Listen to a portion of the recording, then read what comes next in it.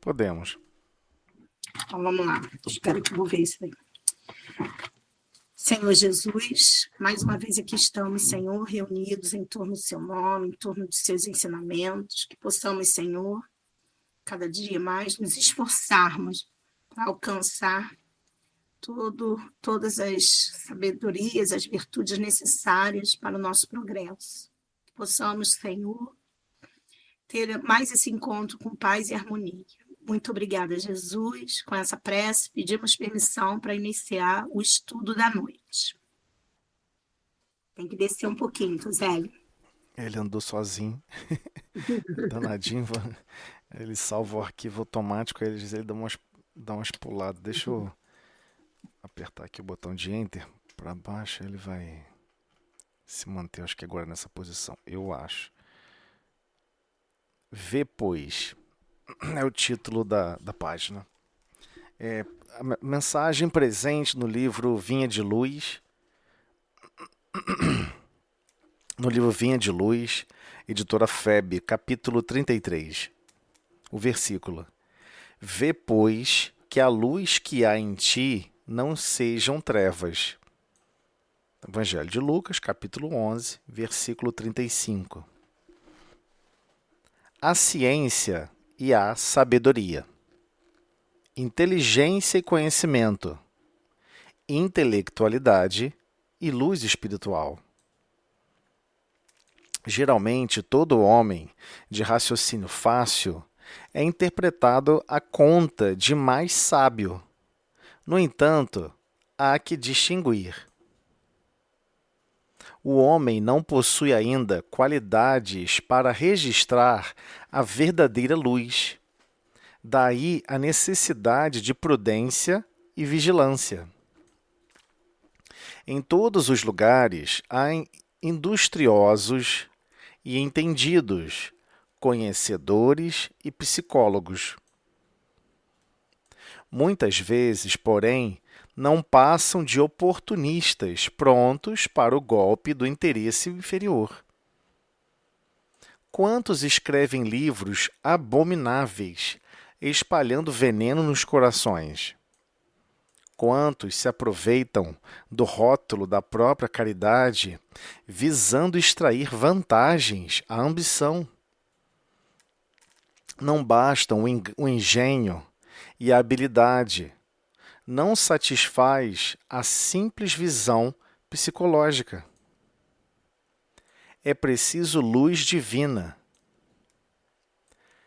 Há homens que, num instante, apreendem toda a extensão de um campo, conhecendo-lhe a terra, identificando-lhe o valor.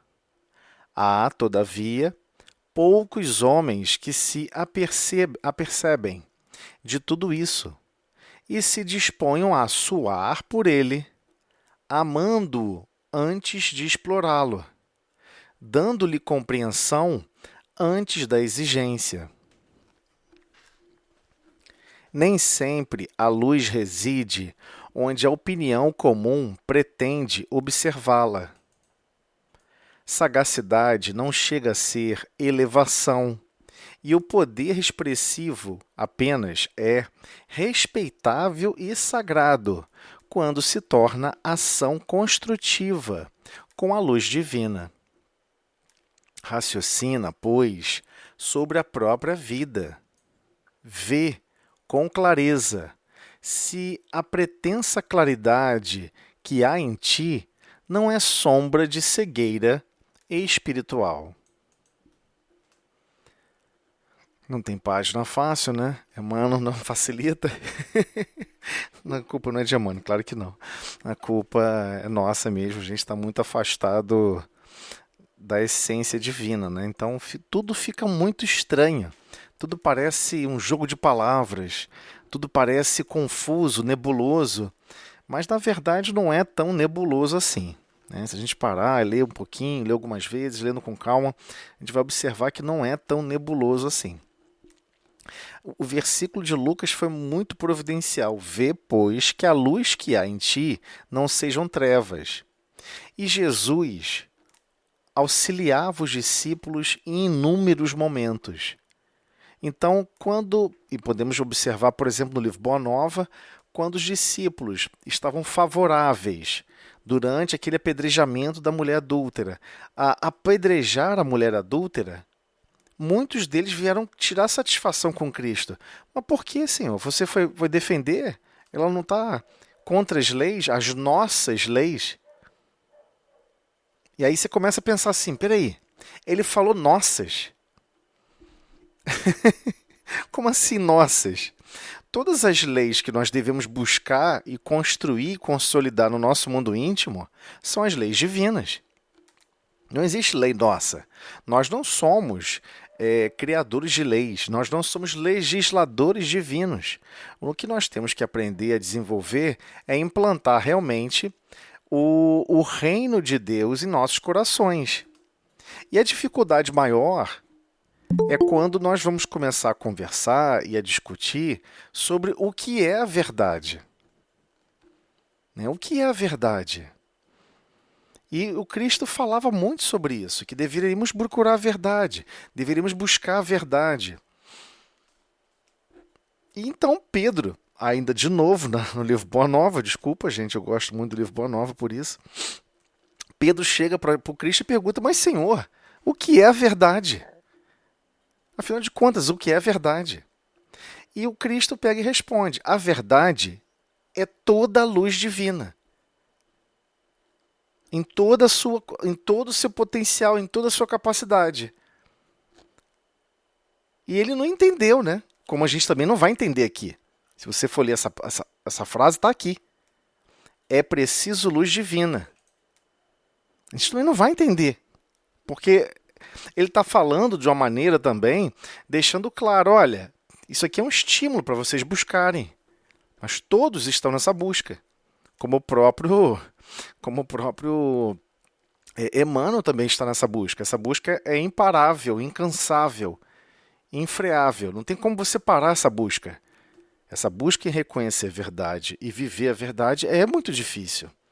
Por que isso é tão emblemático nesse versículo? Porque o versículo está convidando a gente a fazer um processo de reflexão, mas é uma reflexão um pouco mais profunda. Não é uma meditação, não é uma reflexão simplista. Ele quer que analisemos, afinal de contas, como que a nossa consciência atualmente se enquadra na lei divina, na lei de progresso. Como que nós realmente nos reconhecemos como trabalhadores na vinha.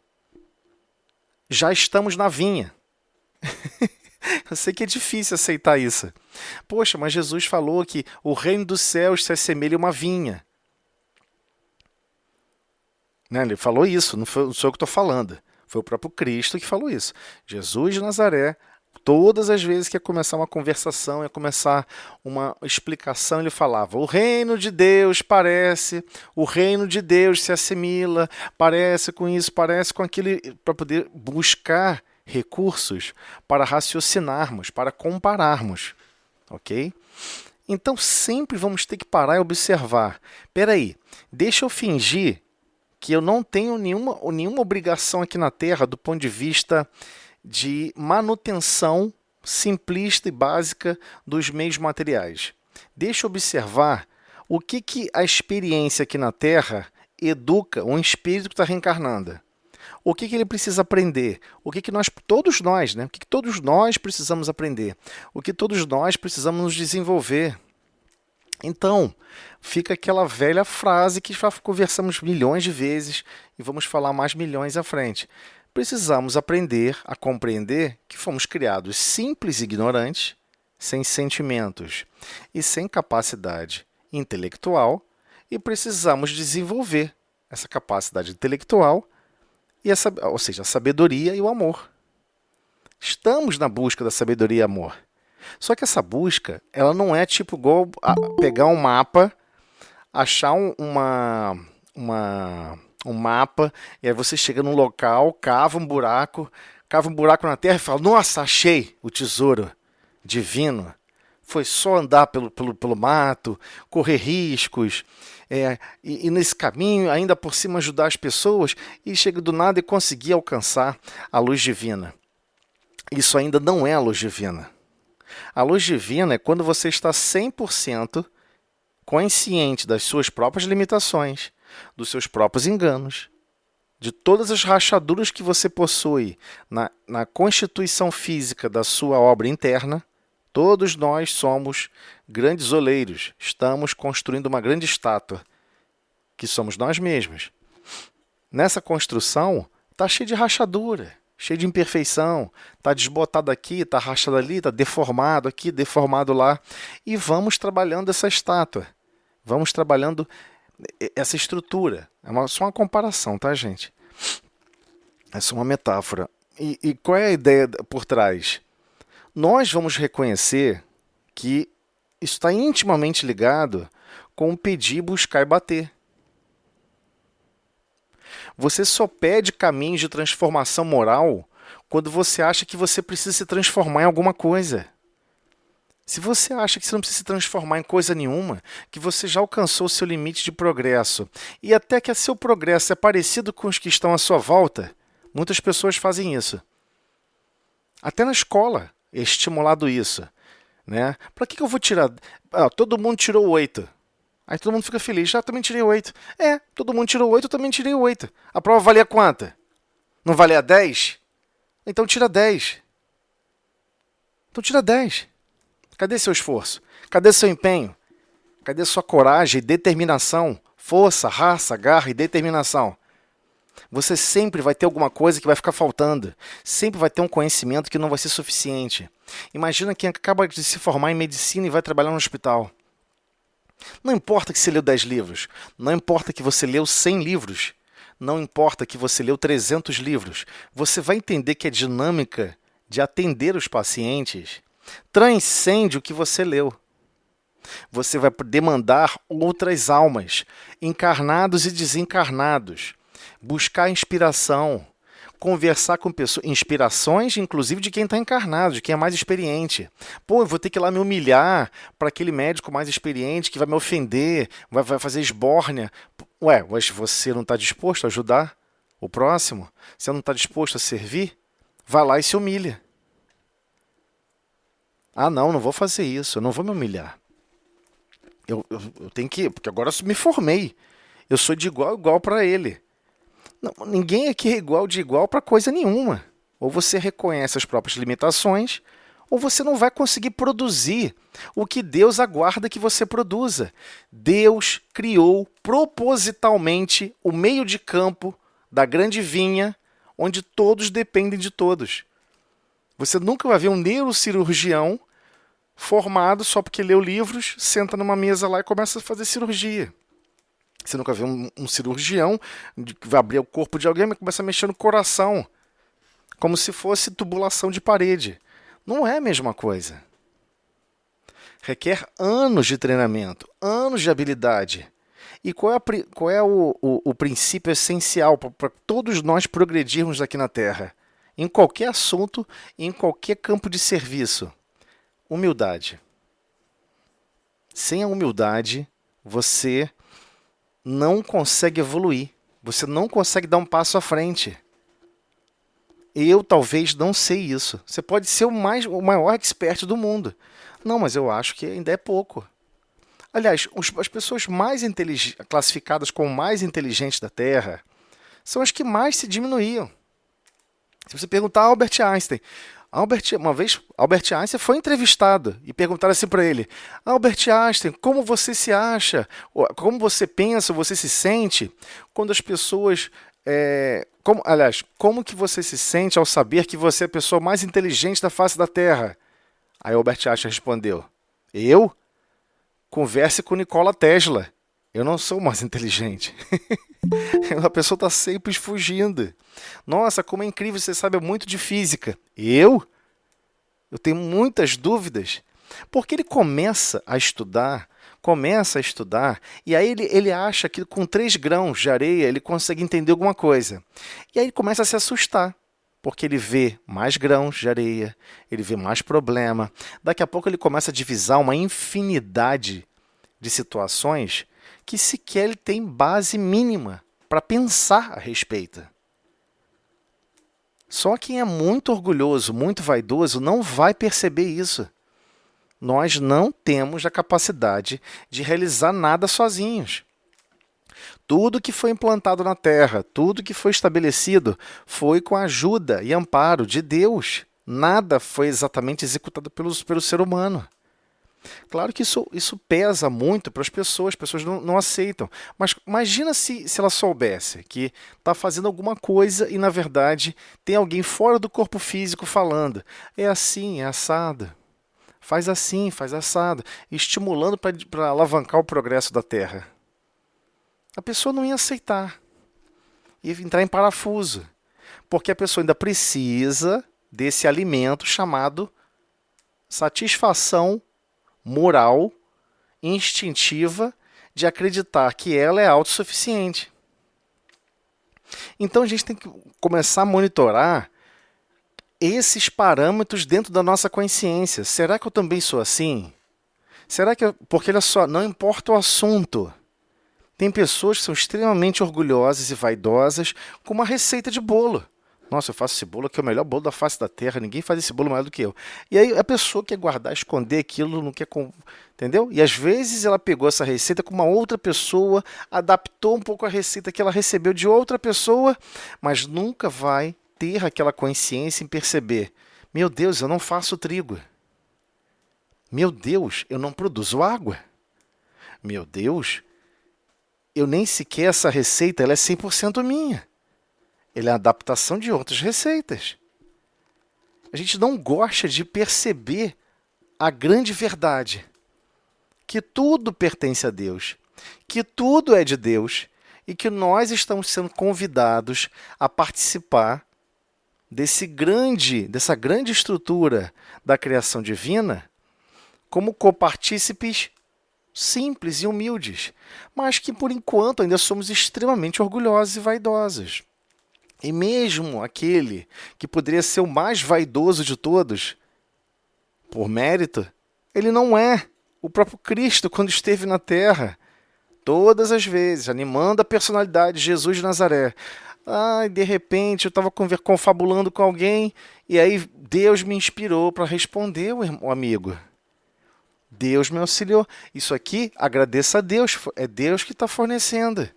E em vários momentos, vamos observar, por exemplo, no Boa Nova, os discípulos falando: Senhor, eu entendo que tudo vem de Deus, mas olha só como as suas palavras de amor e de carinho alcançam os corações de todos, envolvem a todos. Quem cura os cegos? Através de que mãos estão sendo curados os cegos? É possível reconhecer que vem de Deus, ok? Mas é através de ti, Senhor. Mas ele em nenhum momento ele cede em receber nenhum mérito.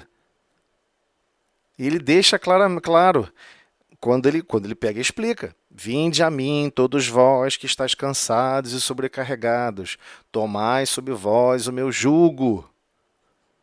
É bizarro quando você percebe isso. Tomai sobre vós o meu jugo. Quer dizer que Jesus tem um jugo? Ele tem uma trave de boi em cima dele? Ele não pode ir para a esquerda e para a direita. Ele só segue aonde o cocheiro que está controlando o carro de bois manda ele seguir. Vocês compreendem a dimensão disso? Tem uma ideia da dimensão que é isso? Tudo que a gente acredita que é progresso. O que você acredita que é progresso? Eu quero aprender a fazer bolo para não depender de ninguém.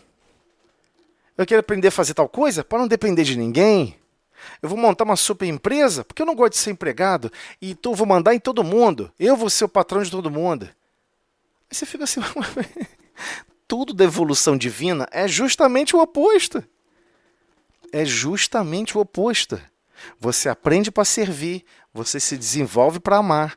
Aprende para servir, se desenvolve para amar. E você não quer amar e servir do seu jeito. Você está sempre naquela busca incansável de querer aprender qual é o jeito do Pai. Como o Pai deseja que eu sirva cada vez melhor.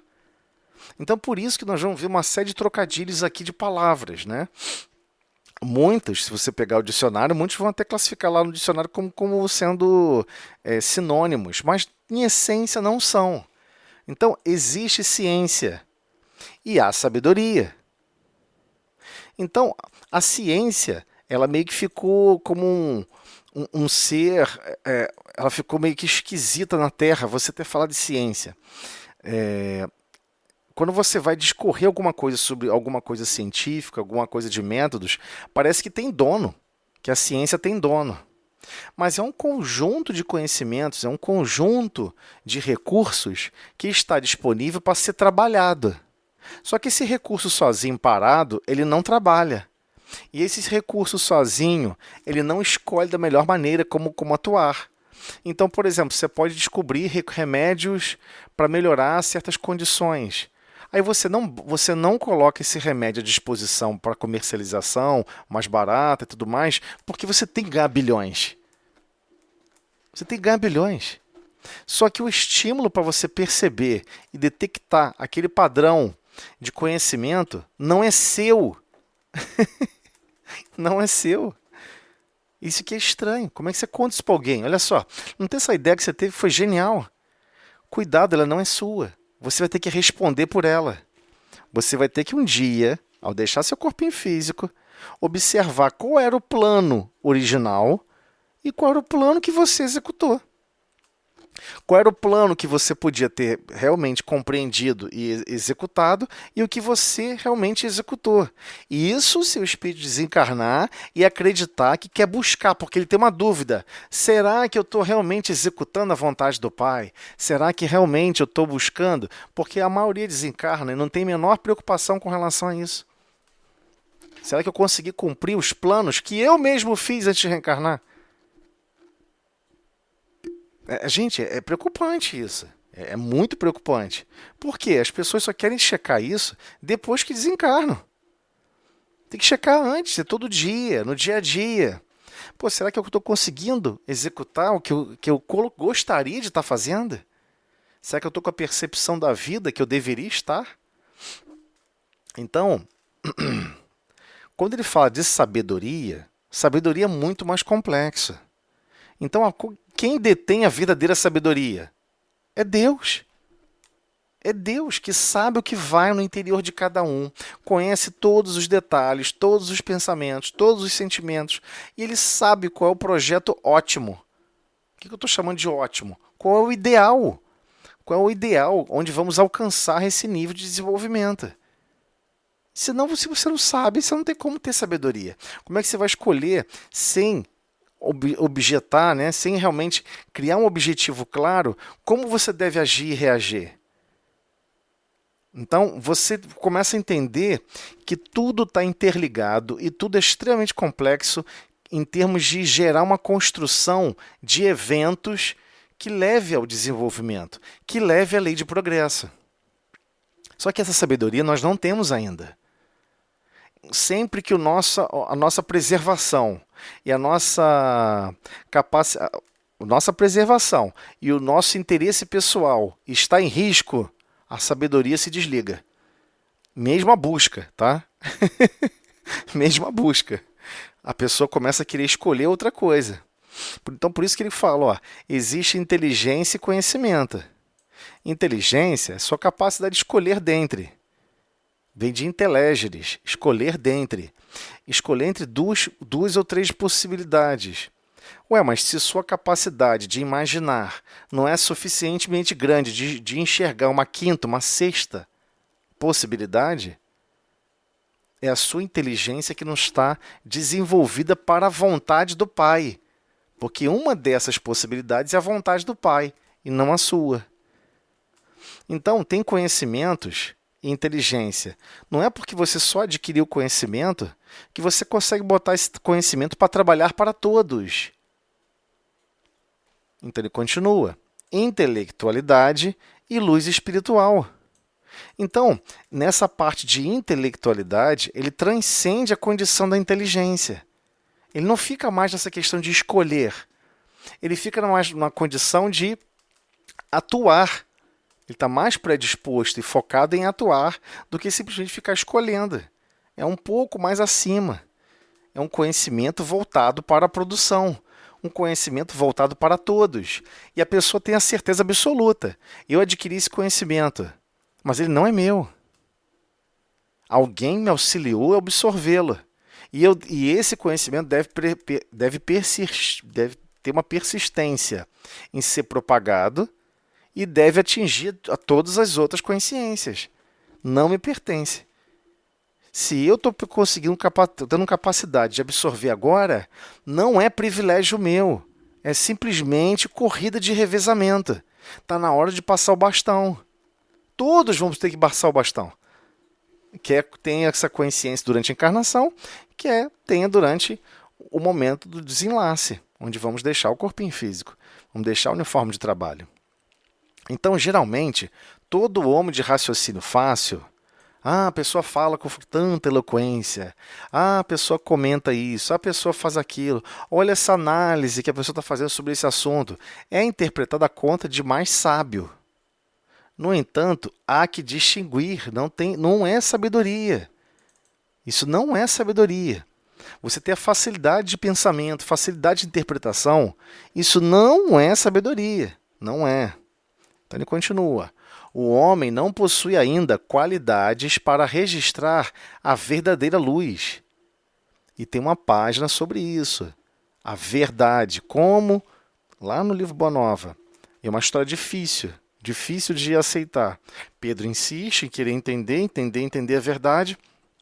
E Jesus narra uma história onde havia uma pessoa numa condição muito difícil, muito sofrimento, no meio de uma caverna, escondido, no escuro total absoluto, e ele não sabia o que ele estava fazendo ali, ele se sentia preso, se sentia aprisionado numa condição terrível e começou a reclamar a Deus, pedir ajuda a Deus. Onde está Deus que não está vendo isso?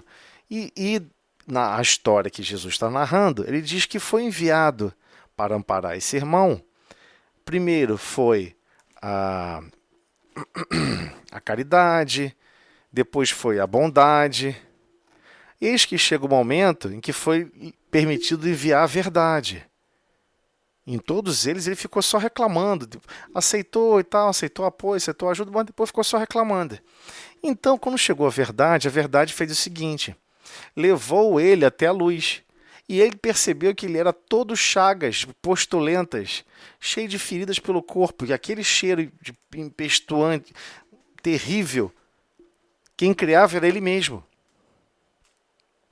Só que, quando ele narra essa história, todo mundo fica achando que é o pensamento, que é simplesmente cheiro físico, né? Pelo olfato. Não é. E Jesus está falando e se referindo sobre a nossa criação mental. A nossa criação mental exala podridão. A pessoa está pensando mal, está pensando pior das pessoas, está fazendo críticas retumbantes, continuamente, sem parar. Tem um pensamento totalmente translocado e vigilante. Só pensa o pior de todo mundo, o tempo todo. Não fala, mas fica em silêncio. Como se o falar fisicamente fosse mudar a essência que nós estamos irradiando. Não muda. Silêncio não muda. Claro, falar é um erro a mais, mas temos que compreender essa essência, transformar essa essência. Precisamos olhar para dentro como estamos nos manifestando. E Jesus pega e conclui, tentando acelerar aqui, né? Jesus pega e conclui essa historieta. Depois eu vou jogar lá no grupo esse áudio. Jesus pega e conclui essa historieta, que assim são todos os viajores da terra. Todos clamam ajuda e socorro, todos querem o recurso da caridade, mas quando chega o momento da verdade, onde você vai ser constatado, vai haver um contraste, né, entre como você pensa, como você vive e o que seria a verdadeira verdade, a pessoa foge e se esconde de novo nas próprias trevas. Gente, a história é barra pesada. Ele basicamente está falando o seguinte: psicologicamente, todos nós somos meio trevosos. Todos nós que estamos fugindo da essência divina, do projeto divino, somos meio trevosos. Você não vai trabalhar todo dia para o patrão. Você vai trabalhar todo dia para o Pai, para Deus. Se você é ferreiro, se você é padeiro, se você... não importa a profissão, você está indo desenvolver funções e tarefas em conjunto, em nome de Deus, porque tudo pertence ao Pai. Não, mas essas manifestações da terra, eu acho que está tudo errado. Eu acho que trabalhar para Deus é sem matéria nenhuma. Bem, você está 100% enganada. Porque tudo que ocorre aqui na terra é um projeto de desenvolvimento espiritual. Se nós não estamos com a verdadeira grandeza de observar as lições, aí o problema realmente reside em nós. É a nossa incapacidade de ver a verdade, de ver os treinamentos, de ver os ensinos, de ver o convite. Vem, ama e serve. Vem, ama e serve. Onde? Aonde eu te plantar, meu querido? Aonde eu te plantar, minha querida? Ama e serve. Aprende a fazer as atividades por amor. Sinta-se bem fazendo todo e qualquer trabalho. Vocês estão compreendendo a grandeza da complexidade do que a gente está falando? É extremamente complexa essa página, por isso. Porque registrar a verdadeira luz é perceber que a essência de todos os sofrimentos, de todos os enganos, de todas as frustrações, reside somente em nós mesmos. Porque ainda não estamos querendo treinar o amor, ainda não estamos querendo treinar servir. Ah, mas servir eu acho que é coisa de escravo. Bem, então tenho que fazer essa distinção aqui. Qual é o verdadeiro sentido entre escravidão e servidão? Servidão, você recebe um salário para servir. Escravidão não, você não recebe basicamente nada. Você mal recebe a comida de cada dia. E você vai ter que se virar para viver. Você vai sobreviver. E raros sobreviveram à escravidão. Então, porque esse ranço tem que ser perdido. A gente tem que apagar isso da nossa alma. Eu tenho que perder esse ranço. Por quê? Porque Deus já está nos patrocinando em tudo. Já estamos recebendo por adiantamento. Deus convida e nos estrutura na lei de progresso com pagamentos adiantados. O recurso do corpo físico, do fluido perispiritual, dos patrimônios e recursos da mediunidade que não nos pertencem, dos patrimônios do pensamento contínuo, que basicamente foi um investimento pessoal do próprio Cristo em trazer isso para a humanidade agora. Foi decisão dele. Está lá no livro Evolução em Dois Mundos. É impressionante quando você percebe isso. E a gente não se sente em dívida com coisa nenhuma. Ao contrário, nós somos exímios cobradores e exigimos de tudo e de todos o que é o nosso direito. Mas a gente não percebeu, a gente está com muito mais deveres pendentes do que direitos. Porque os direitos já estamos exercendo. Então, ainda estamos prisioneiros a certos caprichos, a certos problemas da nossa própria consciência, da nossa própria forma de gerar pensamentos. Então, a forma como estamos gerando os pensamentos estão aprisionados ao orgulho, à vaidade, à presunção, à incúria, que é basicamente não querer fazer nada. Tem pessoas que querem evoluir igual uma pedra. Você fica parado observando todo mundo. Não vai evoluir.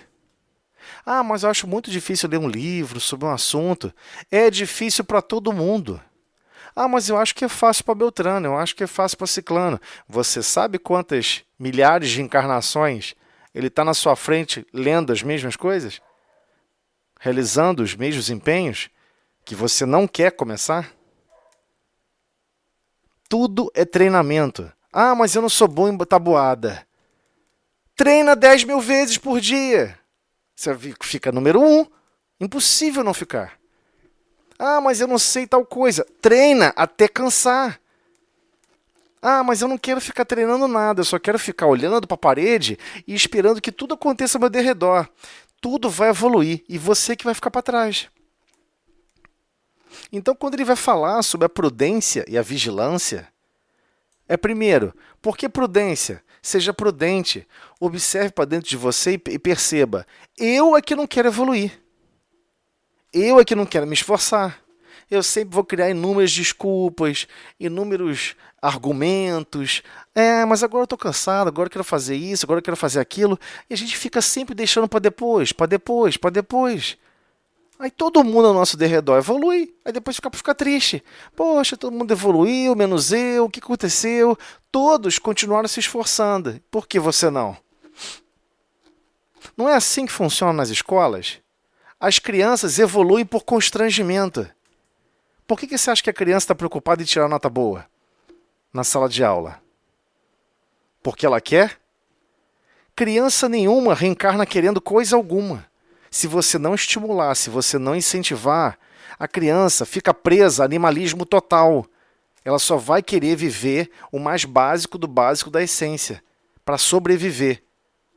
Ela vai querer viver igual a gado. Vai acordar, vai se alimentar, vai pastar, vai dormir. E mais nada, vai fazer mais nada, absolutamente mais nada. Nós ainda somos assim. Esse é o grande problema. A gente tem que perceber. Nós temos uma incapacidade de manter o foco, de manter a determinação. Eu vou progredir. Eu vou progredir. E aí você vai até os últimos limites, até a última gota de sangue que tiver dentro do teu corpo. Porque quem produz esse sangue é você. Quem produz fluido vital no corpo físico é você. É isso que a gente não percebeu ainda. Quem produz fluido vital é você. É fruto da sua vontade e da disponibilidade de fluido perispiritual que Deus fornece a todos nós. Só que Ele não vai fornecer nunca vontade. É esse o gargalo que a gente não percebeu ainda. A vontade Ele não vai fornecer. Mas e a vigilância? A vigilância é para você se auto-perceber. Você tem que conseguir se auto-perceber. Meu Deus, como é que eu pude pensar a vida assim? Meu Deus, como é que eu pude reagir assim? Meu Deus, por que eu reagi gritando, me defendendo para alguém? Toda criança faz isso. Já perceberam? Você vai falar com uma criança, aí você começa a falar com a criança, ela começa a se explicar e se defender igual adulto. Não, porque não é isso não, é isso, é aquilo. Aí você fica... Mas de onde está vindo esse sentimento todo de autopreservação e de defesa? Ninguém ensinou isso para esse espírita. Qualquer criança, gente. Eu não estou falando que não tem casa, não tem endereço. Qualquer criança reage assim. Ela entra numa vibe de autopreservação. Está sempre preocupada que alguma coisa não está coerente, porque ela está cansada de ser apontada que está errada. A criança não gosta de ser apontada que está errada. Já nasce vaidoso, já nasce orgulhosa e vaidosa, ou orgulhoso e vaidoso. Já nasce assim, porque é a nossa consciência. Mas é um espírito que não completou a encarnação ainda. Não importa. Isso chega primeiro, infelizmente. Rapidinho chega. E os pais e todos que estão à volta têm que trabalhar isso. Mas por que você está se defendendo tanto? Porque tanta proteção e dar asilo aos seus próprios sentimentos? Não é melhor você olhar para eles e ver se estão tortos e tortuosos em relação ao que você mesmo acredita ser progresso, desenvolvimento, melhoria e até mesmo felicidade? Hoje, as pessoas que acreditam, para você ter ideia, hoje as pessoas estão retornando a buscar os ideais do estoicismo, lá de filosofia antiga. Por que o estoicismo? Você tinha um pensamento, eu quero ser bondoso. Todas as vezes que encontrar alguém na rua, eu vou praticar uma bondade. E a pessoa vive aquela verdade, não importa como. Todas as vezes que eu encontrar alguém precisando de um amparo, de um socorro com um carro, e eu tenho peças no meu carro, eu deixo o macaco no carro, eu deixo o parafuso no carro. Todas as vezes que eu ver um carro quebrado, eu vou parar e vou ajudar, mesmo se eu estiver atrasada. Você vê alguém fazendo isso? Não. Não, as pessoas não fazem isso. Quebra com o carro para você ver. Ninguém para. Ninguém vem nem falar com você se você precisa de alguma coisa. É impressionante. As pessoas estão afastadas e cada vez querendo ficar mais afastadas umas das outras. E qual é a lógica de progresso? Eu vou ficar super consciente, super autodependente, eu vou me desenvolver ao máximo para não precisar de ninguém. A maioria acredita que isso é progresso. Eu vou também me desenvolver espiritualmente para eu sozinha marchar para Deus. Eu não sei que caminho é esse não, mas vou logo te avisando, não existe esse caminho. Ninguém se desenvolve assim para o Pai. Ninguém. Porque não é assim que Deus quer. Poxa, mas como é que você sabe que não é assim que Deus quer? É só observar a natureza. Tudo que é manifestação da vida, ela se manifesta através da cooperação. Então, nós nos tornamos adultos. Você teve a tia Teteca lá te explicando ABC? B com A da Bá, B com E da Bé, B com I da B. Se você não tivesse isso, você não falava, você não escrevia. Você se sente agradecida? Ou só porque você fez uma troca financeira por recursos financeiros, aquele empenho daquela outra alma não é válida? Então temos que perder esse ranço de acreditar que quem tem que fazer os sistemas de caridade da Terra, ou melhor dizendo, os sistemas de beneficência na Terra, seja governo, seja empresários. Nós é que temos que fazer. Nós é que temos que fazer e por amor. E não esperando alguma coisa em troca. Então temos que alterar, sermos vigilantes e observar como nós nos manifestamos em todas as situações. Qualquer conversa esquisita, como é que meu sentimento reage? Eu vi um filme, como é que eu reagi? Eu vi um desenho animado, como é que eu reagi? Como é que eu fiquei? Você observa que as crianças agora estão falando até mais rápido. Às vezes tem que chegar assim e falar assim, olha só, fala mais devagar. Fala bem devagar. A pessoa fica até zangada comigo. Minhas filhas ficam muito chateadas comigo quando eu faço isso. Porque os desenhos animados estão passando numa velocidade absurda agora. As falas. Tem hora que eu mal consigo entender. Eu fico, caramba, que desenho, essa peste aí tá falando desse desenho animado, meu Deus. Que coisa doida, tá falando velocidade absurda. E a criança fica ali vidrada. Porque quanto mais acelerado, mais ela tem que focar a atenção. Então, grandes psicólogos, contrariamente à lógica do planeta, estão trabalhando para certas empresas para tentar entender como que o ser humano reage, como que você pode fixar mais atenção, por exemplo, de uma criança. Passa as vozes dos desenhos animados mais rápido. Ela vai ter que prestar mais atenção, ela não vai nem piscar. Isso é um projeto psicológico. Psicólogos estudaram isso. Hoje você não desenvolve mais um celular, não desenvolve mais um programa sem usar o trabalho de um psicólogo. Porque ele quer que você fique prisioneiro a uma certa rotina. Ele quer que você fique prisioneiro a certas ações. Ele acha que isso é o certo. Estão pagando. Pagou bem, que mal tem. A lógica hoje do planeta é essa. Pagando bem, que mal tem. Tudo a pessoa quer topar e fazer. Mas temos que compreender isso. Deus e o próprio Cristo não vai pular na nossa frente e falar assim, vem, chega de ficar com o joelho cansado e desconjuntado, para de ficar se arrastando aí por essas lamas. Você está todo postulento, todo podrinho. Você não percebe que a sua consciência só exala pensamentos deletérios, só consegue vivenciar sentimentos deturpados, alterados. Você consegue ter um carinho sincero por alguém, fazer algo por alguém sem esperar nada em troca. Então tem alguma coisa muito distante do Pai, que opera por todos nós ininterruptamente. E nós? Já viu por algum motivo, observou o céu, falou assim, eu preciso descansar hoje. O céu chegou assim, não, o sol lá no céu falou, hoje eu não vou brilhar não, porque eu tenho que tirar um cochilo, dar uma descansada, tem que sair um pouquinho para passear. Então isso não é uma crítica para quem está passeando ou saindo. É simplesmente perceber o seguinte, existem certos pensamentos e ações no bem que requer a vigilância de você realmente ficar focado em se treinar, em se induzir o tempo todo a pensar o bem. A começar pelo pensamento. Não fique pensando o pior das situações e das pessoas.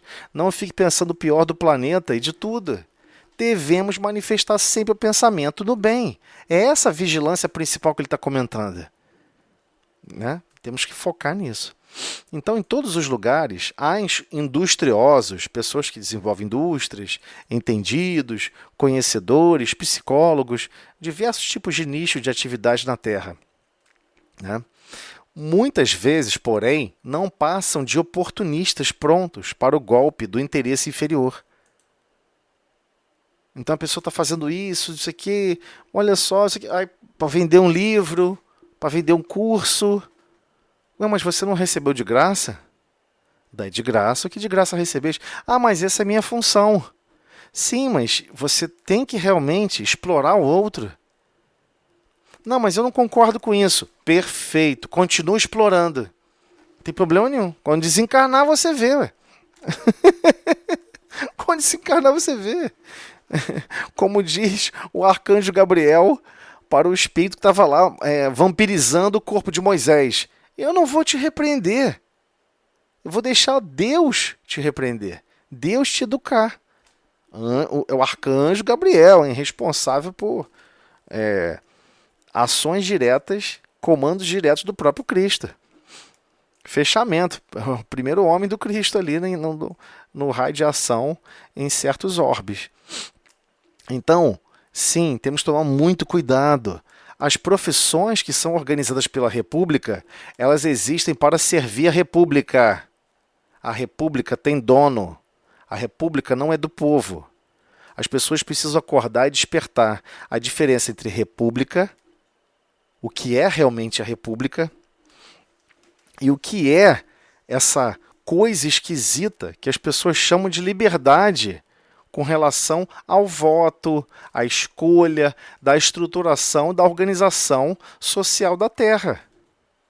Ah, mas eu acredito que temos que lutar pela defesa da democracia. Mas as pessoas falam as palavras, mas não entendem o que elas significam. O que significa democracia? O interesse e a vontade de todos tem que ser respeitada. Isso é democracia. Ah, então tem que respeitar o índio Yanomami, eu tenho que respeitar o super industrial que está montando e expandindo a indústria? Tem que respeitar a todos. E o interesse de todos. E isso é democracia.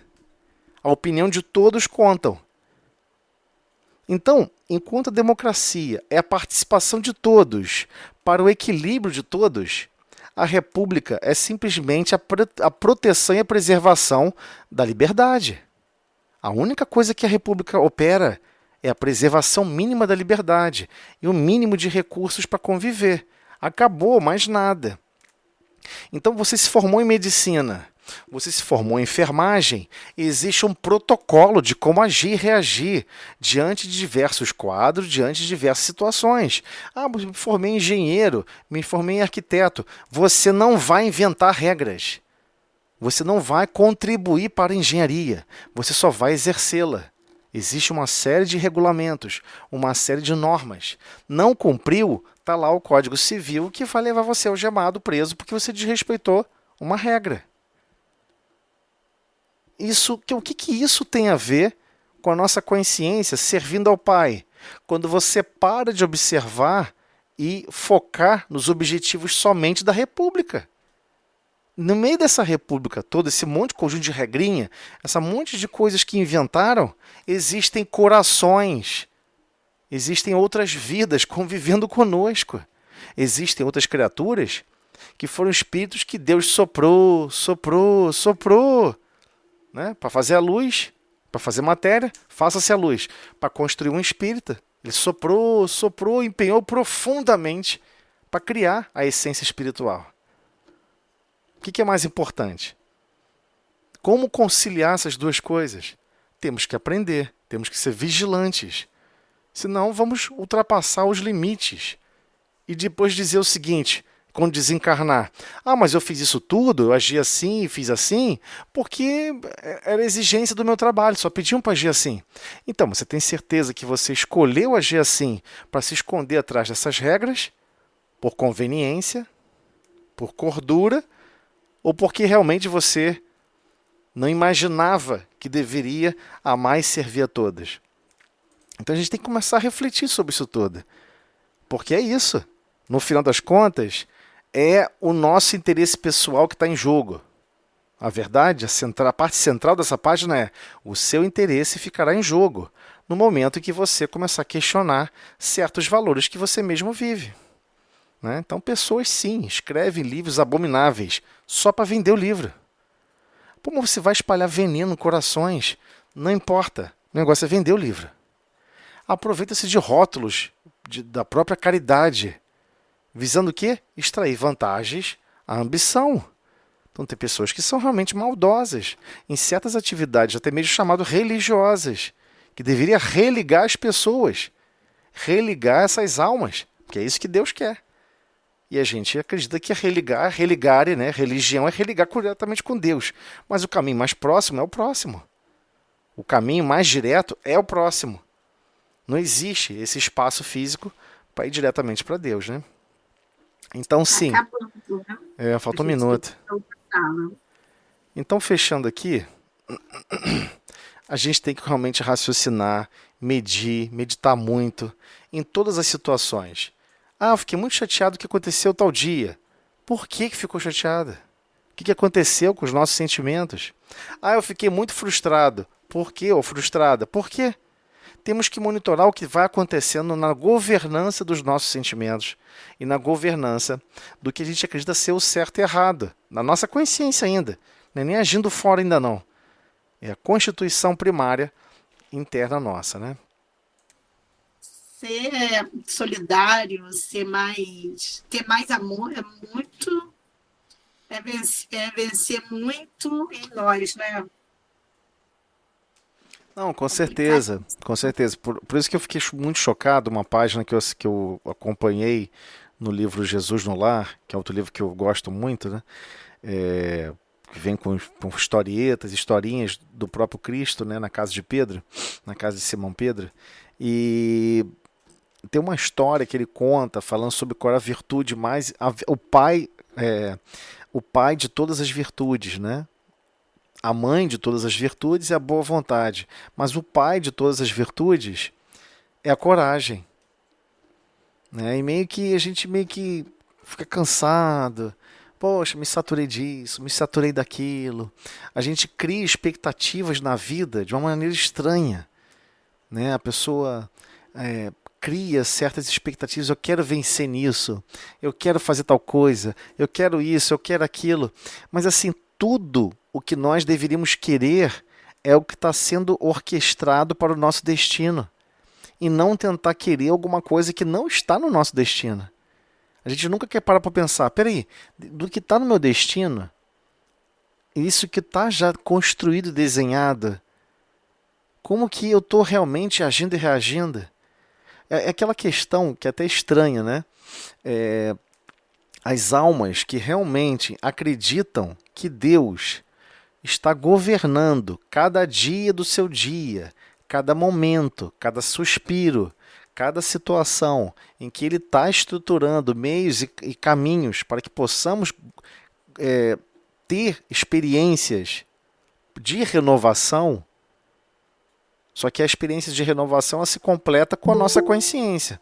Quando a gente olha para a situação, olha como agimos e reagimos e pensa, não, eu posso mais. Não, eu posso pensar e reagir melhor. Não, eu posso não fazer assim, fazer assado. Sempre achar e ter, primeira coisa, ter o critério da dúvida. Eu acho que eu poderia agir melhor. Eu acho que eu podia escolher melhor. Eu acho que eu podia fazer tal opção melhor. Eu acho que eu podia falar e tratar todos muito melhor. Quando você se coloca em dúvida, você se coloca em autoconstrução o tempo todo. Só que a maioria das vezes nós gostamos da ideia de estarmos já prontos. Né? Por exemplo, a pessoa está se formando numa faculdade. A pessoa está recém-formada. A pessoa acha que já sabe tudo. A pessoa vai descobrir da pior maneira que não sabe tudo.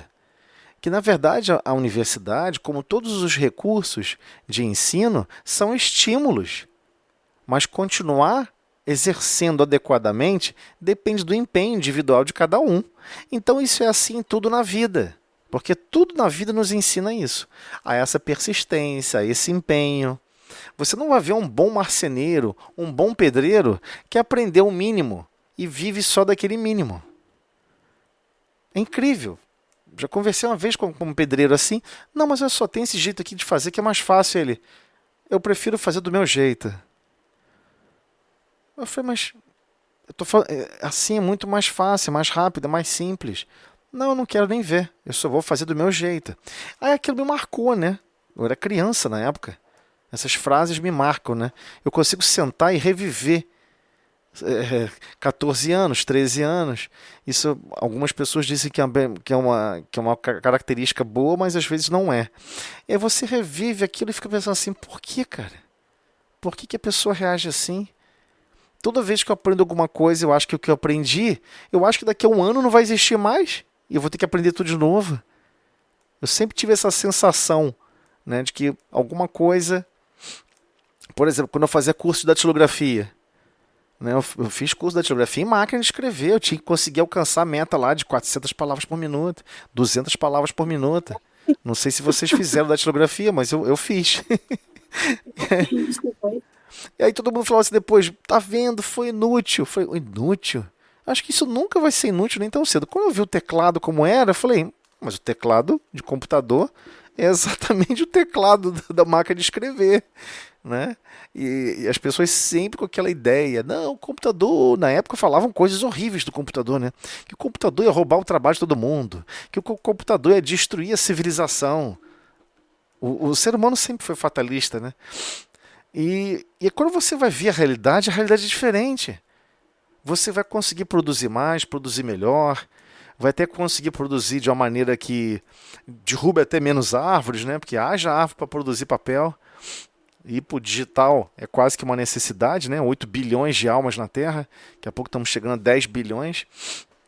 Imagina se todo mundo resolver registrar tudo em papel, gastar papel à vontade, vai faltar muita coisa aí para todo mundo.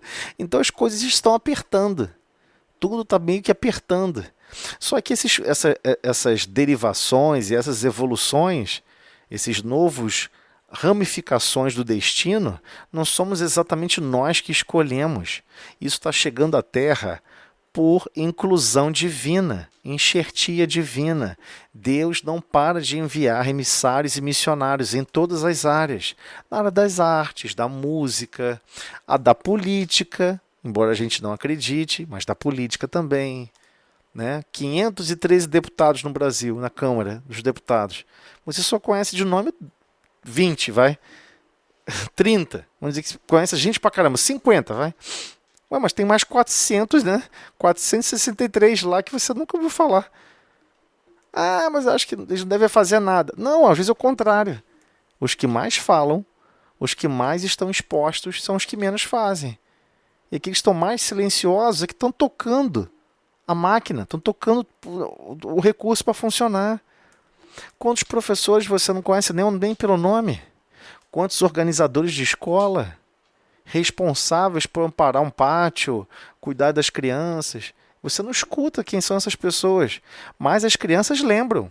Nossa, fulano cuidava do pátio, é tão bondoso com todo mundo, falava com todo mundo. Algumas almas reconhecem aquele empenho, aquele trabalho, aquela entrega, né, que aquela alma está disponibilizando para todos.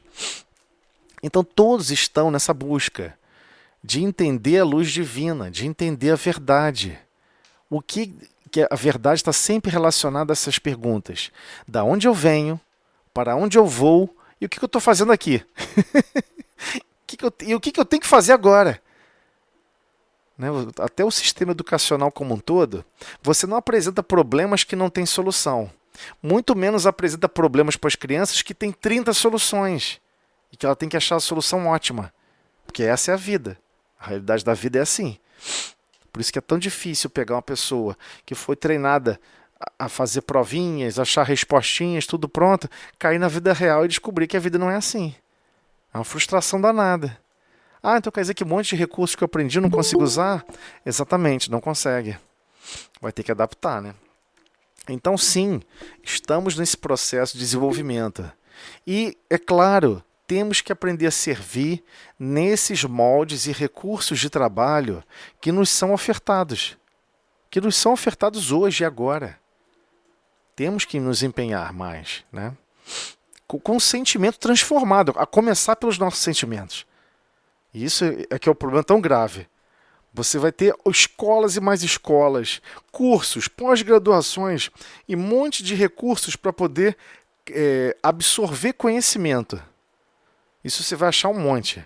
Você não vai ver isso tudo, nem 10%, nem 3%, vai, relacionado a desenvolver sentimentos. Você não vai encontrar isso. Ainda. No futuro isso vai mudar. No futuro vai mudar, porque é inevitável. Você não pode mais criar as pessoas para serem profissionais frios e calculistas. Não dá certo. Lógico que a vida de relação fica impossível. Não é o pessoal do RH quer que a pessoa tenha, né, propriedades e capacidades incríveis.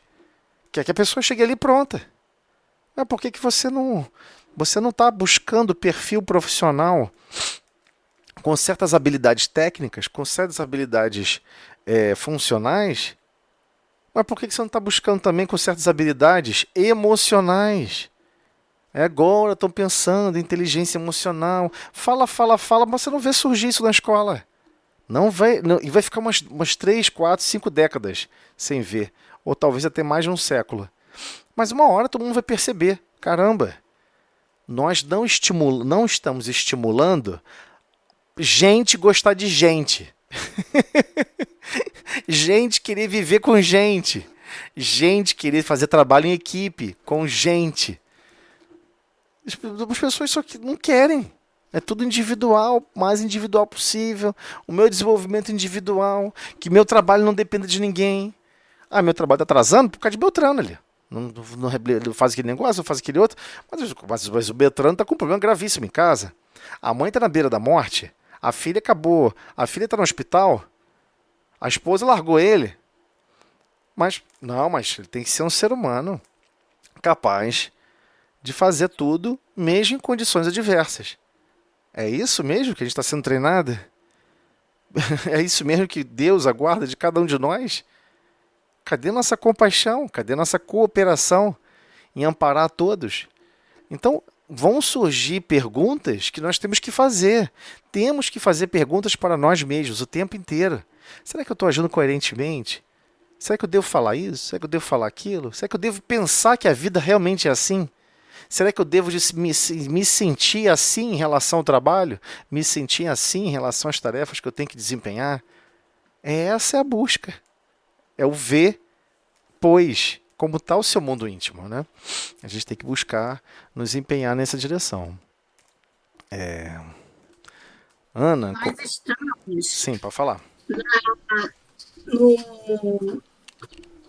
Na parte sobre politeísmo, roteiro 2 do politeísmo, lá no número 2, tradições religiosas do politeísmo. Ah, então tá aqui, achei. Isso. Vamos lá.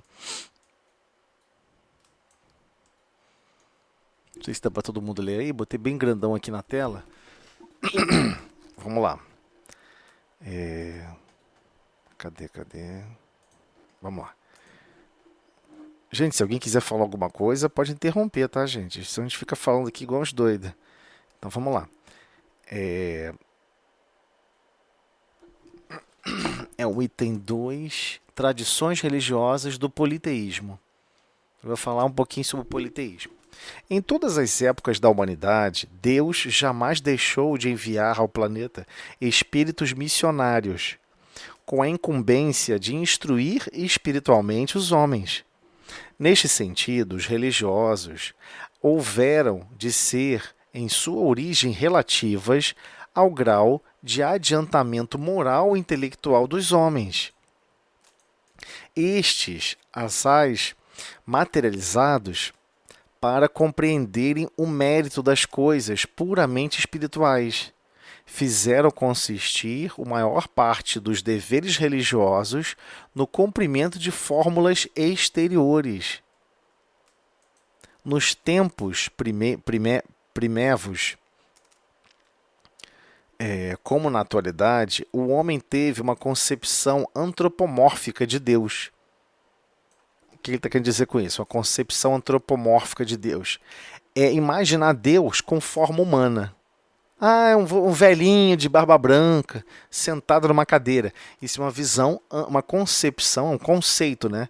Você criar um conceito, um ideal de Deus na forma humana. Antropomórfica quer dizer isso, na forma humana, né?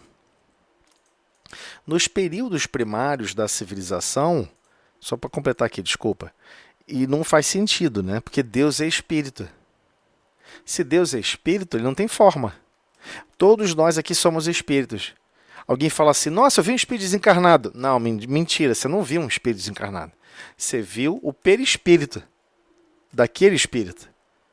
O espírito em si não tem forma. Nós estamos sempre animando algum veículo. Eu sei que é estranho entender isso, pensar isso. Extremamente complexo, porque estamos tão animalizados e prisioneiros às sensações do corpo físico, que parece que você é o corpo físico, mas você está só vestindo o uniforme de trabalho, chamado corpo físico. E existe um uniforme ainda mais complexo e ainda mais prolongado, que se chama o uniforme de trabalho daquele planeta, chamado perispírito. O perispírito não é igual em cada planeta. Cada planeta possui a sua constituição mais etérea, mais específica e trabalhada daquela unidade de desenvolvimento, né? Então o espírito, quando ele passa de certas regiões para certas regiões, ele às vezes tem que parar, se adaptar àquela atmosfera daquele planeta, daquela localidade, absorver os recursos que são necessários para poder agir e reagir naquelas regiões, e isso precisa se adaptar e adquirir um perispírito em relação àquele local. É como igual uma roupa, né? Você não vai para um tribunal sem botar um terno. Por quê? Porque tem que botar lá, exigem que tem que botar. É assim também, de uma maneira muito mais complexa, as leis divinas com relação à inserção da nossa consciência em certas localidades. Se você for em Júpiter, você não vai ver nada lá. Hoje, agora. Eu vou agora lá em Júpiter, você não vai ver nada. Você vai afirmar que está desabitada. Se você olhar Marte, você fala, está desabitada. Mas é muita presunção, né? De achar que lá vai estar agindo e reagindo a vida como age e reage aqui. Né? A gente nunca se enxerga como na lanterna da evolução. Nós somos o ponto da rabeira da evolução. A gente nunca quer imaginar isso. E ainda tem um outro problema. A gente nunca quer imaginar que Deus não quer que as unidades de desenvolvimento, por vezes, se interfiram umas nas outras. Então, se ele não quer e acabou. Então, como é que separa isso? São frequências diferentes. Da mesma maneira que você sabe que onde você está passando frequência de rádio, de telefonia celular, de um monte de coisa à sua volta, de radiofrequência, de telecomunicações. Mas você só pode pegar o celular e sintonizar na frequência de telefonia celular, de frequência de rádio AM, rádio FM, estações específicas. Você não pode pegar o celular e achar que você pode se conectar automaticamente à frequência de comunicação de um satélite militar. Está em outra frequência. O seu celular não enxerga aquela frequência. Você não tem como pegar uma televisão e falar, agora eu vou captar ondas de rádio na televisão. Toda eletrônica foi trabalhada para funcionar na frequência da frequência das imagens digitais. Ele não vai capturar o som de um rádio. Né? 1400 e poucos kHz. Né? A gente está acostumado a falar assim, lembra aquela rádio? 94,9 MHz. Por que você não falou a palavra toda? 101,3 MHz. A gente tem que falar tudo, parece que esqueceu que é uma frequência. Hertz é frequência. Né? 1 sobre tempo é frequência. Então, o tempo necessário para executar um evento é frequência. A frequência que você vai à escola, todos os dias. uma vez por dia? Então, é frequência. A diferença é que hertz, a unidade é segundo. Quantos eventos ocorrem por segundo? Né? Quantas ondas pico a pico passam por segundo? Então, se ele fala que é 100, vamos supor, 100 MHz, 100 milhões de vezes. É isso que ele quer dizer. Em um segundo, passou 100 milhões de picos de um certo sinal. É só isso, tá, gente? Exatamente isso. Se você pudesse botar isso numa tela, você iria enxergar 100 milhões de picos, né? Pico a pico de um sinal, passando informações por modulação de frequência. Né? Rádio FM chama-se Frequency Modulation. É de inglês, tá? Frequency Modulation, modulação de frequência. Ah, mas o que significa o AM? Amplitude Modulation, modulação de amplitude. O sinal, ao AM, você modula a intensidade do sinal, não a frequência. Você altera só a amplitude do sinal. É como se fosse a altura da montanha e não a largura da montanha. Enquanto que no FM você mexe na largura da montanha e todas são do mesmo tamanho. É isso. E você não vai enxergar aquelas localidades, né? Então, sim, Deus é espírito. Ele está numa frequência que a gente não detecta, infelizmente.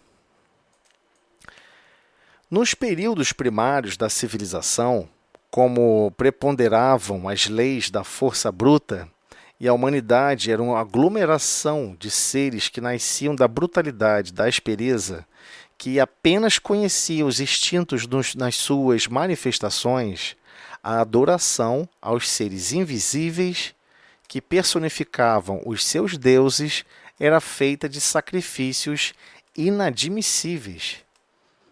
Então, surgiam aquelas coisas doidas, né?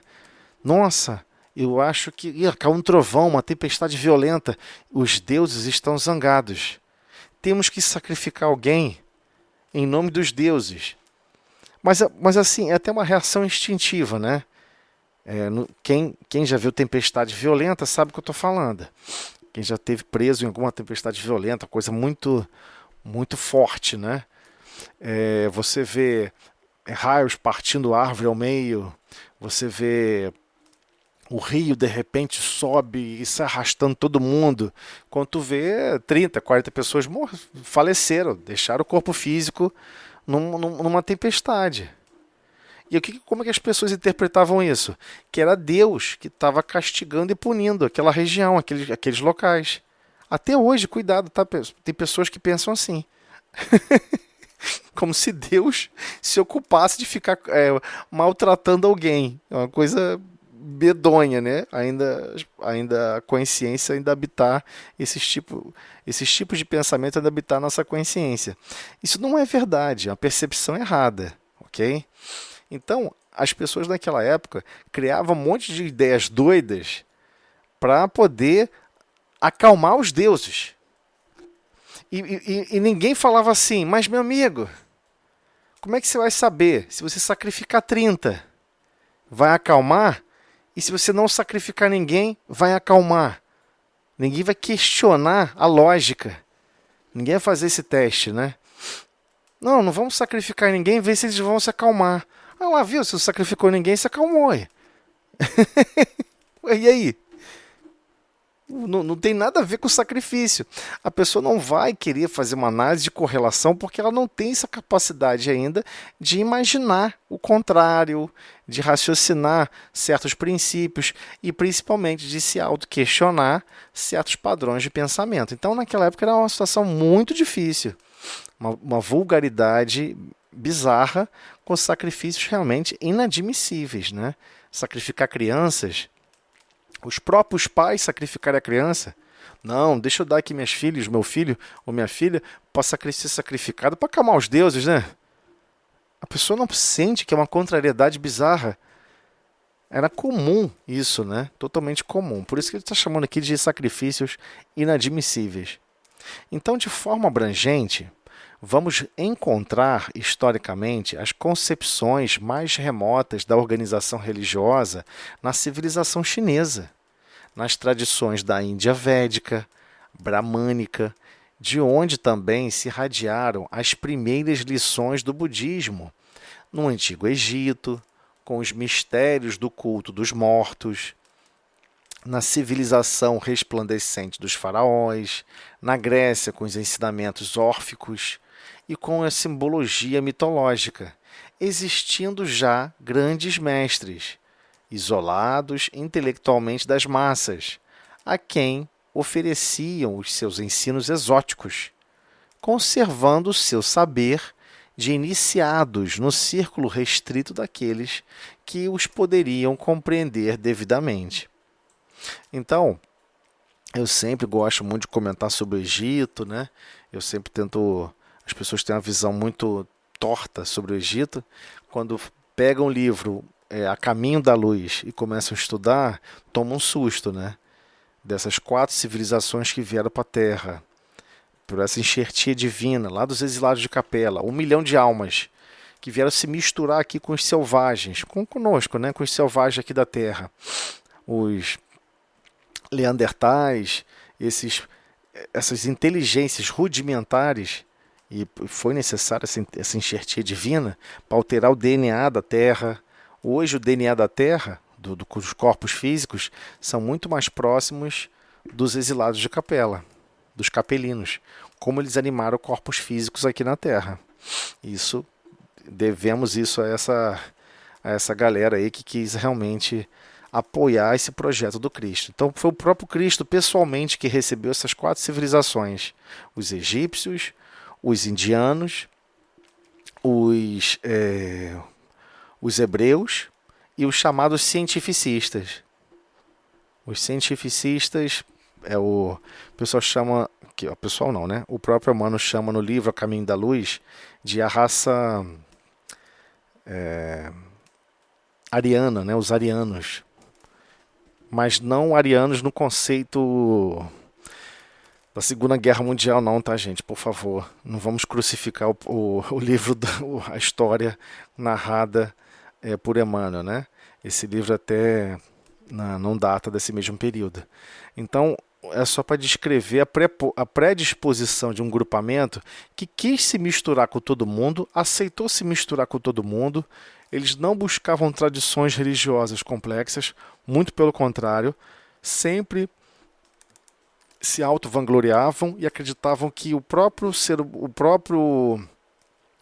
ser em si mesmo era a solução de todos os problemas e que eles iriam evoluir e transcender a evolução sem precisar de Deus. Por isso que a gente chama de os cientificistas, né? Nesse sentido. Vocês imaginam o que isso impactou aqui na Terra, né? Impacta até hoje. Hoje a gente está mais ligado aos cientificistas do que ao povo hebreu, nas suas tradições maravilhosas, ao povo indiano, nas suas tradições maravilhosas, e do próprio Egito, que poucas pessoas conhecem, né? A gente não teve acesso, que era a iniciação, né? A iniciação mais sofisticada do povo egípcio, né? Moisés foi o iniciado, né? Moisés foi criado como um filho de Faraó, ele foi iniciado em todas as tradições ocultas, foi guiado pelo próprio Hermes Trismegisto para exercer a função que ele estava empenhado a executar. Mas isso, é claro que nenhum livro de história vai contar dessa maneira, porque existe um certo pé atrás, um certo enigma, uma observação enigmática com relação aos egípcios, né? Devido ao impacto que eles tiveram físicos aqui na Terra, o próprio, não só as pirâmides do Egito, né? O pessoal fica muito preocupado com as pirâmides, realmente é grandioso, maravilhoso, impressionante, mas quando você descobre que Tutankhamon ele foi enterrado com uma adaga, onde a adaga que está enterrada junto com ele, não sei se vocês conhecem, né, essa história. A adaga com que ele foi enterrada, para mim é uma coisa inexplicável. A adaga é de uma liga metálica de níquel ferro. É uma liga que eles conseguiram pegar um meteoro que caiu aqui na Terra, pegou esse meteoro, conseguiu extrair os minerais dali e produzir aço. Vocês sabem que temperatura você tem que chegar para produzir aço, né? Cadê o altoforno? Aonde está esse altoforno? Aonde tá? Tá lá, a liga estava lá sem corrosão, porque liga de níquel, né? Níquel tem uma resistência à corrosão impressionante. Como é que o cara fabricou aquilo, cara? Impressionante, né? E o pessoal preocupado e tal. Então, no livro A Caminho da Luz, narra esse momento quando eles foram recebidos aqui na Terra, né? Pelo próprio Cristo. Eles receberam essa missão grandiosíssima, né? De auxiliar aqui na Terra, ao lado de um Cristo.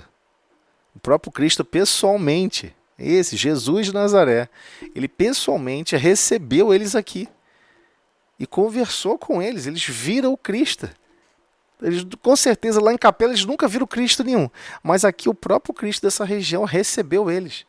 E falou que eles tinham um papel importantíssimo, um trabalho maravilhoso a desempenhar. E desempenharam realmente. Foi um trabalho grandioso, maravilhoso. Se sacrificaram aqui durante milhares de encarnações. Para desenvolver essa estrutura que nós temos hoje. Né? Porque essa chegada deles aqui foi muito anterior, né? A própria aquela esfinge de Gizé, que parece um gato, né? Ela tem estudos hoje arqueológicos que narram que possivelmente aquilo ali data de mais de 10 mil anos. Então, existiu civilizações ali mais antigas, né? Reencarnaram grupamentos ali mais antigos. O mesmo se observa na cultura indiana. É lindíssima a cultura indiana mais antiga. Né? É lindíssima a própria cultura hebraica mais antiga. Então todo esse grupamento que reencarnou, só que os hebreus não queriam se misturar com ninguém. Né? Os indianos, vocês perceberam, né? Não se mistura até hoje. Né? Chegou a criar uma consequência de castas, que é aí que se não misturavam mesmo. Como se eles tivessem escolha de não se misturar, né? Como se tivesse esse tipo de escolha. Então Jesus pega e faz, não, tudo bem, você não quer se misturar por escolha, não, tudo bem, aí bota para reencarnar do outro lado. Já está misturado, acabou. Então é isso. E aí descobre carinho, fraternidade, momentos de alegria, mesmo com outros espíritos que eles tinham certeza que eram extremamente inferiores a eles. Né? Mas existia ali um carinho, sempre vai existir uma relação de afetividade que vai se constituir, que tem a ver com os laços divinos. Por isso que as coisas se engrenam como realmente tem que se engrenar. Então essas civilizações que vieram para a Terra, elas são muito mal interpretadas. E nesse livro Caminho da Luz, Emmanuel, que está narrando isso em detalhes, ele explica. Eu estou aqui contando não a história antropomórfica da Terra, a história da forma humana em si. Eu estou contando a história da formação espiritual do planeta. Da onde veio cada um, de cada região, de que lugar. Então, 4 civilizações não são daqui. Foi realmente uma enxertia divina que eles aceitaram essa tarefa grandiosa, né? E conseguiram desempenhar muito bem. Os egípcios, a maioria retornaram. Esse primeiro grupamento todo, a maioria conseguiu retornar, porque era o grupo mais evoluído. E o mais evoluído, ele recebeu uma outorga divina. Falou, vocês não podem interferir na evolução tecnológica do planeta. Eles foram proibidos. Você não vai achar uma máquina, um recurso, um nada. E hoje, né, pegando alguns vasos, né, passando no raio-x, já descobriram vasos que basicamente tem um cartucho de carvão ali dentro. Então, na verdade, é uma pilha, na forma de um vaso. Eles sabiam manipular e produzir energia elétrica de diversos modos. E sabiam físico-química, outros princípios que sequer compreendemos ainda. Né? Tem um corte até hoje que foi feito numa... Vocês sabem que estão percebendo que eu gosto muito dos egípcios, né? Tem um corte que foi feito de uma rocha que encontraram, um pino, né, para fazer um dormente de uma porta de pedra, onde você tinha que furar para encaixar o pino. Aí encontraram o pino dessa furação. Só que não existe máquina até hoje para cortar a pedra, porque ficou as marcas da ferramenta, né? Ficou as marcas da ferramenta na pedra, perfeitamente cilíndrico e com um passo de avanço, como se fosse um torno, né? um torno de madeira, um torno de aço.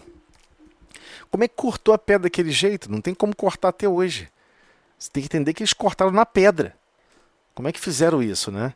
Então, as tecnologias que eles dispunham naquela época, ninguém sabe. Eles tiveram que destruir tudo que eles estavam construindo.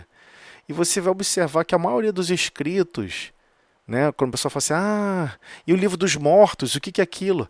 A palavra livro dos mortos foi invenção nossa, né? Historiadores, antropólogos foram lá estudar aquela civilização que chamaram que era livro dos mortos. Mas se você for ver, era um conjunto de papiros que eles eram enterrados juntos. Eles sabiam que iam reencarnar. Então eles deixavam por escrito o que ele não conseguiu executar, o que ele não conseguiu melhorar, o que ele não conseguiu se desenvolver. Essa era a essência do livro dos mortos. Só que você tem que pegar o original para ler. Ele botava escrito porque ele sabia que ele ia voltar e queria ler. Ele queria ler o que ele mesmo ficou devendo em se desenvolver. Né? Olha que grandeza impressionante. Uma civilização com esse nível de consciência de querer avançar, de querer marchar no progresso. Né? Que Deus nos auxilia sempre. Então, avançando. Vemos então que os habitantes do planeta concebiam a religião de forma politeísta e antropomórfica. Politeísta aqui é acreditar em vários deuses, né? Deus do sol, Deus da terra, Deus do trovão. Qualquer manifestação esquisita, que fosse muito grandiosa e que a pessoa não conseguisse correlação com nada, ela em si mesma se encerrava um único Deus. Né? Ele está olhando para o sol, não vê nada parecido com o sol, com aquele poder, aí existe o Deus do sol. De repente ele vê uma tempestade sinistra que fecha o céu, fica tudo escuro, tampou o sol. Opa, isso é outro Deus, só pode ser outro Deus, porque tampou o sol. Essa era a ideia politeísta, ok? Vemos então que os habitantes do planeta concebiam a religião de forma politeísta e antropomórfica, de forma humana, identificando em cada Deus reverenciado qualidades supra-humanas. Então, cada um desses deuses tinha qualidades super-humanas. Eram super-humanos, na verdade. As ideias politeístas e antropomórficas aparecem na religião, na filosofia e em outras atividades culturais dos povos antigos. Destacaremos a propósito algumas contribuições registradas pela história. Aí ele vai traçar aqui alguns exemplos, né, algumas histórias que foram nos próximos itens, né? Mas eu acho Vamos que a gente vai, parar aí. vamos ter que parar É aqui, né? interessante, né? É, Eles eram bem avançados, né? sim, mano. E essa associação com Cristo, né? E automaticamente isso também essa associação que faziam, né? E também é aquilo, nós ainda não temos uma palavra que possa descrever Deus em si, né? Pois é, mas ainda assim que a gente não consiga descrever, você sabe, através do Espiritismo, através do Consolador Prometido, através da Bíblia, que é o livro dos livros, né, conta a história de diversas civilizações, conta a história, né, que foi prevista a vinda do Cristo, e o Cristo esteve aqui. Você consegue observar também pelas leis da natureza. Né, você chega num local, você nasce num local, tudo organizado. O planeta não mexe na temperatura, cara. É impressionante.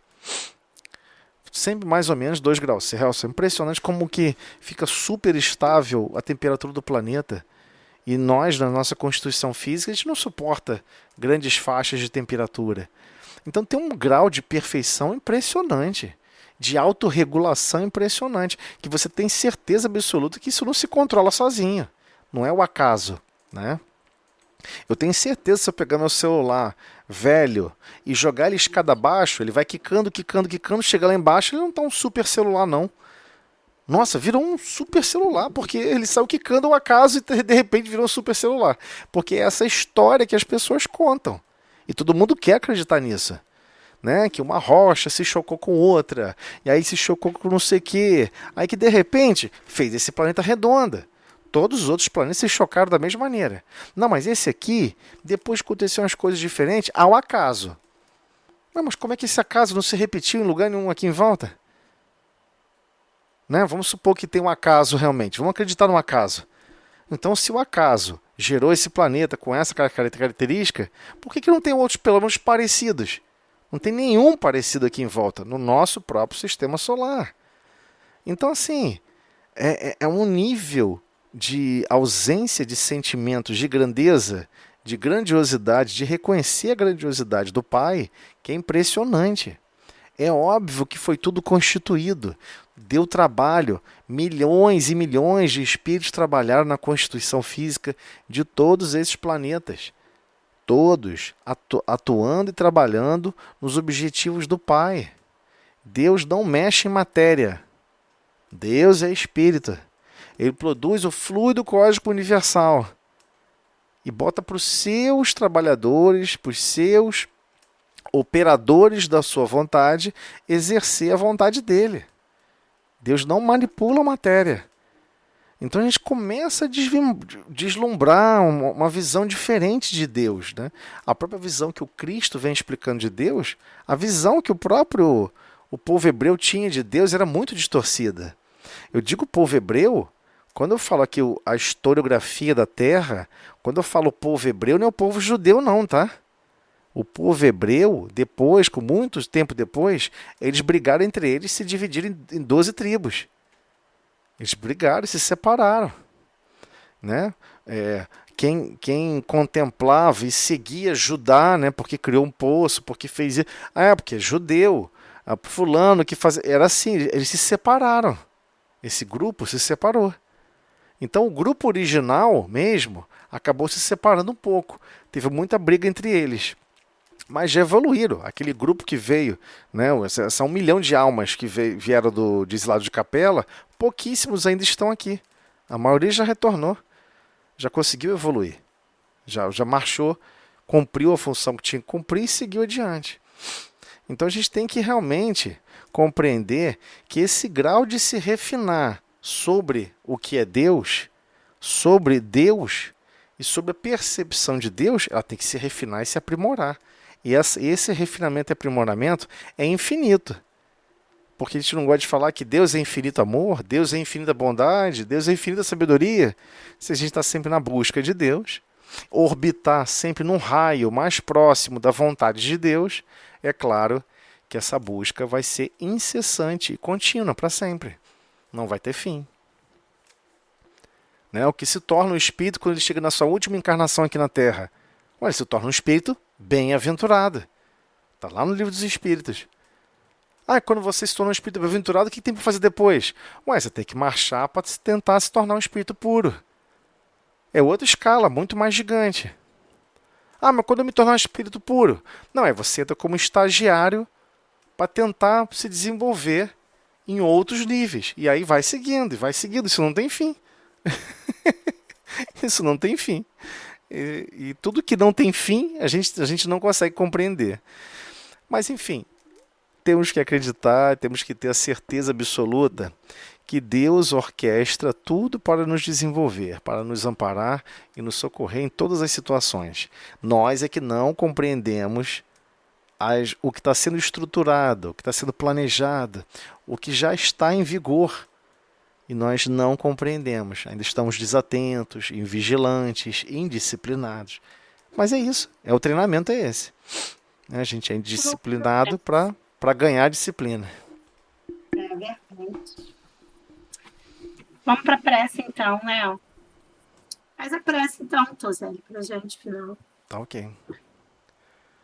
Senhor Jesus, Mestre de infinito amor e misericórdia, agradecemos, Senhor, por todos os recursos, por todo o teu carinho contínuo com todos nós, mesmo sabendo que ainda não sabemos o que fazemos, ainda não sabemos conscientemente como melhor conduzir a nossa consciência e os nossos corações em direção ao Pai.